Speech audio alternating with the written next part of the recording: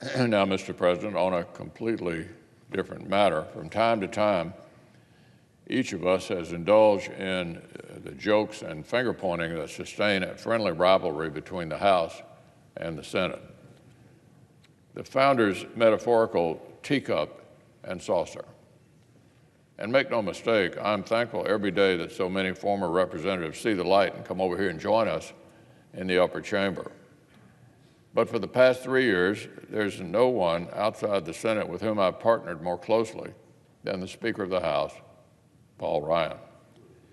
As history will remember, the speakership was far from the destination that the contented Ways and Means Chairman had in mind when our friend John Boehner announced his retirement in 2015.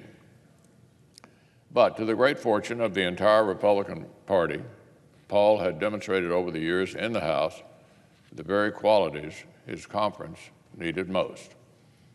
Everyone knew he had uncompromising integrity, seemingly inexhaustible energy, the trust and admiration of his fellow members. And he had an aspirational message about what we stood for as Republicans. He's reminded our party as clearly and forcefully as any leader of his generation about all that our party can and should aspire to be. Not pale pastels, in Ronald Reagan's timeless words, but bold colors. His colleagues knew he had all these qualities, and we knew it here in the Senate. So while I was far from the most crucial member of the pressure campaign, a draft effort that even roped in the Cardinal Archbishop of New York, I'll admit I picked up the phone too and called Paul and told him exactly what he didn't want to hear. He was the right man at the right moment. Conveniently, I was about to get on a plane to Iraq at the time, so Paul didn't have much of an opportunity to push back. And over the past 3 years, I've had more opportunities than most to see the right man in action. We've met weekly to coordinate the efforts of our majorities and present a united front on behalf of the American people. At times, the cohesion between our teams made it feel like we shared one large staff. So I've seen firsthand how much of what we've been able to accomplish this Congress has been due in part to Paul's serious approach, to his principles and his pragmatism alike. He helped lead the way on last year's comprehensive reform of our tax code, turning his decades-long personal mission into a brighter future for millions of American workers and job creators. He navigated tense funding negotiations with deep understanding of his members' concerns and stood firm in support of America's military, helping to deliver the largest year-on-year increase in defense funding in 15 years. He stayed true to his heart, putting Catholic social teaching into practice and fighting for policies of all shapes and sizes to lift up the most vulnerable among us, from the working poor to the victims of human trafficking.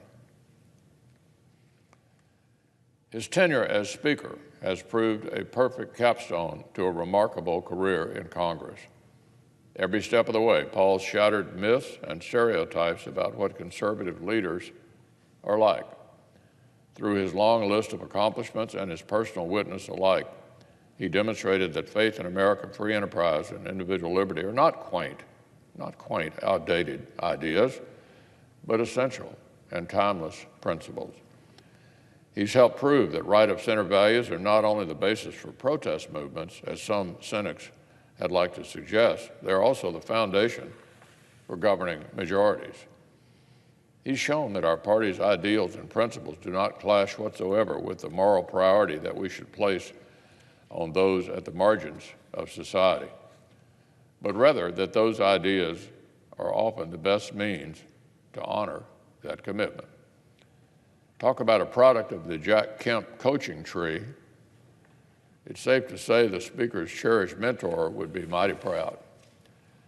Paul's time at the center stage of our nation's policies has inspired countless Americans, including a new generation of leaders. But speaking personally, more than any one of the accomplishments that I've been proud to work with Paul to help secure, I think I will most remember how he's done that job, how energetically and happily the Speaker has poured himself into each task at hand, every one of them. No matter if some said it couldn't be done, no matter that he hadn't sought the job in the first place, the happy warrior has been undeterred.